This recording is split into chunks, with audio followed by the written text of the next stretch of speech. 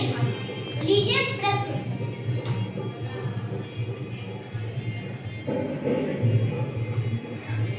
मैं कर्ण हूँ, शूरपुत्र कर्ण। मैं नरेश हूँ। क्या उन्होंने कभी मुझे स्वीकारा? नहीं, आज भी हस्तिनापुर की राज्यसभा में मेरे घुसते ही दानवों की गुड़िया नहीं बन जाती। नहीं वैशाली, नहीं, घोड़े कभी स्वीकार नहीं कर सकते कि घोड़े की लीड उठाने वाला सूत एक शासक भी हो सकता है। मैं तो कहता हूँ शासक होने पर ही सम्मान क्यों? आखिरकार किसी न किसी को तो यह काम करना ही है। तो ये काम और इसे करने वाले लोग नीच क्यों माने जाए? राजा यदि शासन ना करे तो राज व्यवस्था ठप हो जाती है। ब्राह्मण यदि अध्यापन ना करे तो शिक्षा व्यवस्था ठप हो जाती है। वैश्य यदि व्यापार ना करे तो व्यापार व्यवस्था ठप हो जाती है।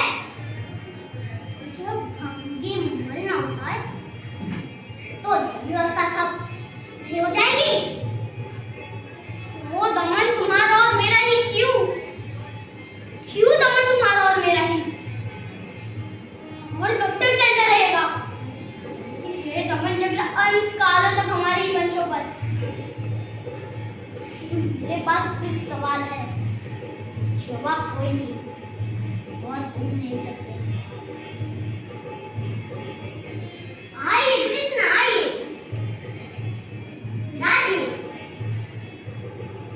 तो बताइए आज कैसा हुआ? शूरपुत्र के घर?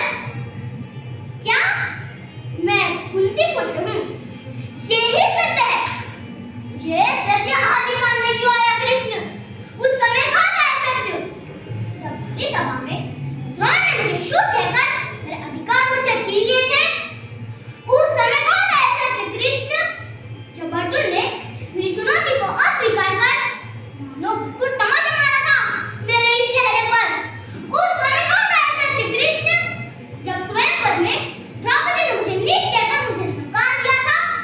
मैं पूछता हूँ उस समय कहाँ मर गया था सत्य कृष्ण जब इन्हीं आंखों के सामने मेरे पुत्र सुदामन की निर्मम हत्या कर दी गई थी।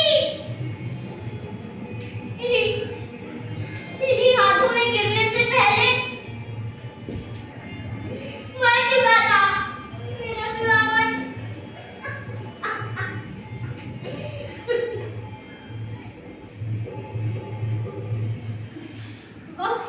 कब हुआ तब मैं शूरपुत्र था और आज अर्जुन की ओर का समय आया। तो मैं कुंती पुत्र क्षत्रिय? चाहिए कृष्ण चाहिए। लगता है हम अपना समय यूं ही बैठने को वाले हैं।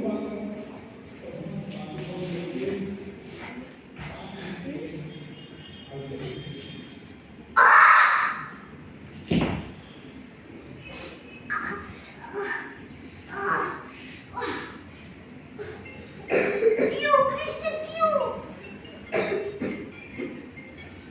तुमने ऐसा क्यों किया? अधर्म? ये धर्म और अधर्म क्या होता है कृष्ण? बताओ क्या होता है? जो मैंने किया वो तुम्हारा धर्म और जो तुमने किया वो मेरा धर्म। तो क्या धर्म और क्या धर्म कृष्ण? बताओ। हाँ, आखिर